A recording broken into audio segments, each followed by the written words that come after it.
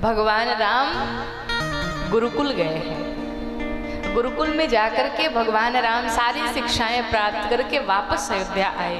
भगवान अपने भाइयों के संग में भोजन करते हैं, छोटे छोटे भाइयों के संग में उन्हें वेद पुराण की कथाएं सुनाते हैं, माता पिता को प्रणाम करते हैं। इस चरित्र को देख करके पूरी अयोध्या प्रसन्न है, सारी अयोध्यावासी प्रसन्न है। अब ये कथा पहुंची आपके बक्सर में। बक्सर गए कभी? बक्सर नाम तो सुना होगा आपने, बक्सर जिला।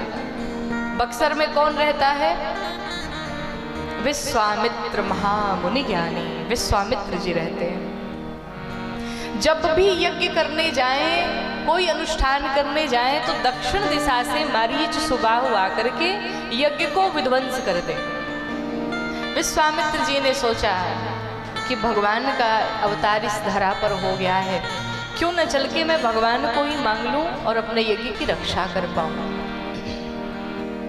विश्वामित्र जी चले हैं। कहाँ आए? श्रीधाम अयोध्या जी में आए।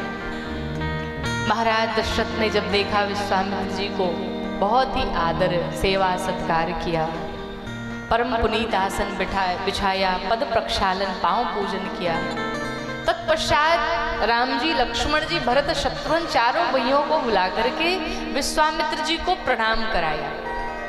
राम लक्ष्मण प्रणाम करके एक तरफ खड़े हुए, भरत शत्रुघ्न भैया प्रणाम करके एक तरफ खड़े हुए, भोजन करने के लिए बैठे। विश्वामित्र जी जब भोजन करने बैठे तो महाराज दशरथ कहते हैं, ऋषिवर आपको दक्षिणा में जो जो चाहिए सब मांगिए। ब्राह्मण को जब भोजन कराएं तो दक्षिणा अवश्य दें। विश्वामित्र जी को क्या कहते दशरथ जी? आपको दक्षिणा में जो चाहिए, हाथी घोड़े सोने चांदी हीरे मोती राजपाट महल गाय, जो चाहिए सो मांगिए, मैं सब दूंगा। लेकिन विश्वामित्र जी मन ही मन सोच रहे हैं, महाराज आपको पता नहीं मैं क्या मांगने वाला हूं, और जब बता दूंगा तो आप दे नहीं पाओगे। अब बार बार कह रहे मांगिए मांगिए। तो विश्वामित्र जी ने क्या कहा, महाराज अब इतना कह रहे हैं तो मैं बता ही देता हूं मुझे क्या चाहिए। कहा कही ना सरकार आपको क्या चाहिए। तो विश्वामित्र जी कहते हैं कि अनुजा समेता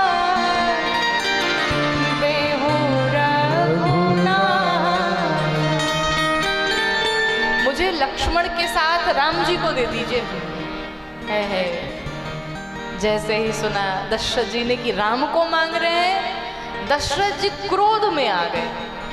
अरे हमने मांगने के लिए कहा सोने चांदी हीरे मोती राजपाट मांग लीजिए, आपने तो मेरे प्राण ही मांग लिए।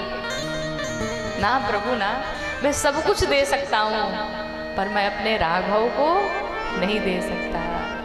दशरथ जी हाथ जोड़ के खड़े हो गए, रो पड़े। कहते हैं दशरथ जी कि राघव को मैं न दूंगा, राघव को मैं न दूंगा। मुनिनाथ तजते तजते ये मेरे प्राण ना रहेंगे, मेरे प्राण ना रहेंगे। क्यों? यह दान करते करते राघव को मैं न दूंगा। प्रभु मेरे प्राण चले जाएंगे अगर मैंने राम को विदा किया, तो मैं राम को नहीं दे सकता, सब मांग लीजिए।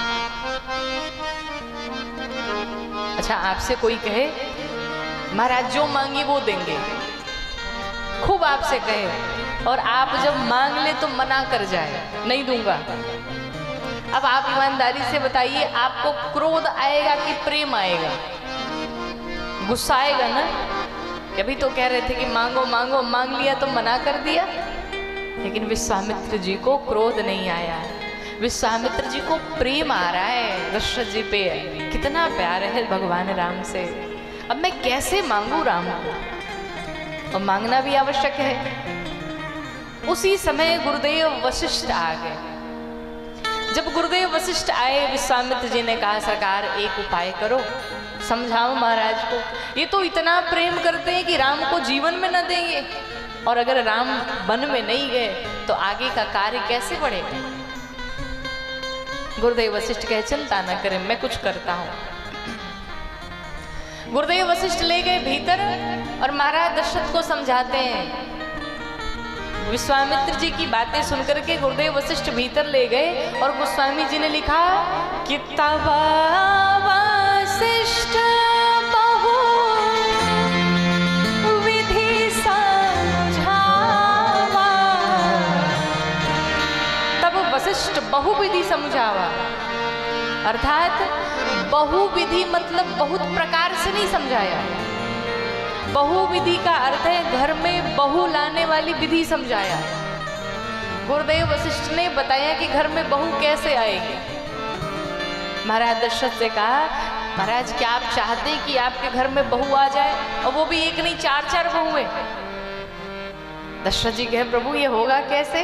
अब बहू का नाम सुन के महाराज दशरथ जी खुश हो गए, बहू आएगी हमारी, मैं ससुर बन जाऊंगा।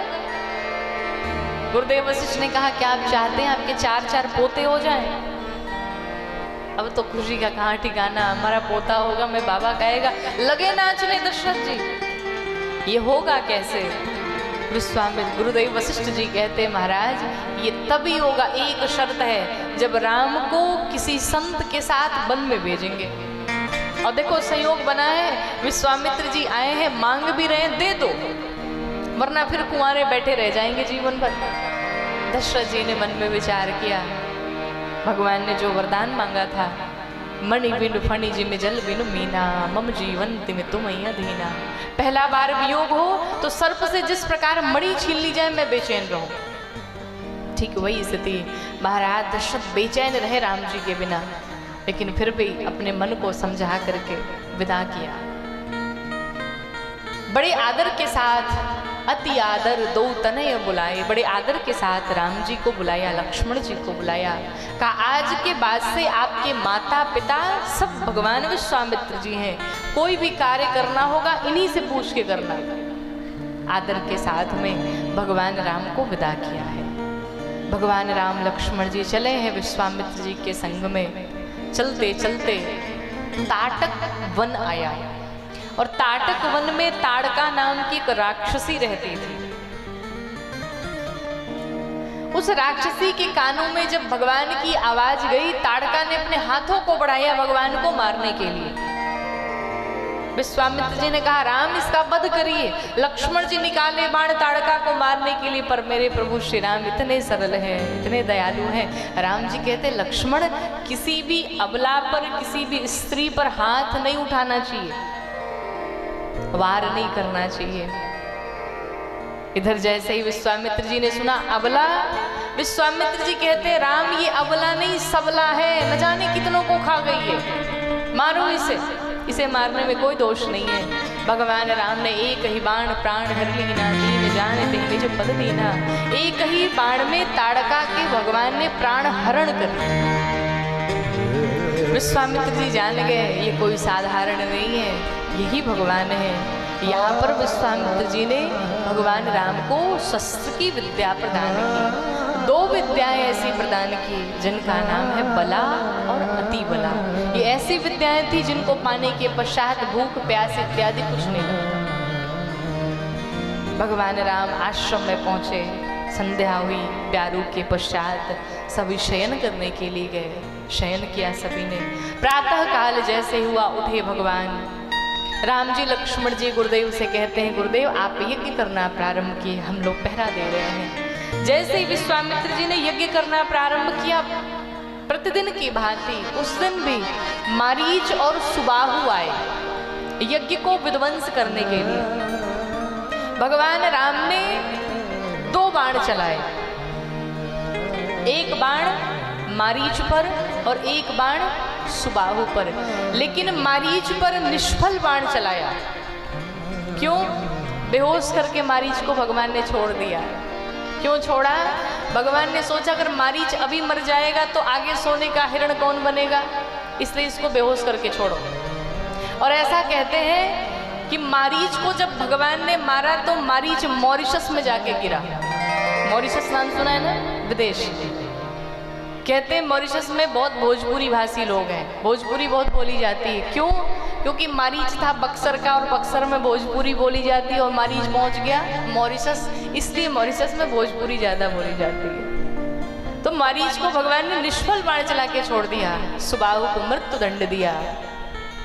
भगवान यज्ञ की रक्षा किए, यज्ञ संपूर्ण हुआ, चारों तरफ जय जयकार हुई। बोलो राम लला सरकार की।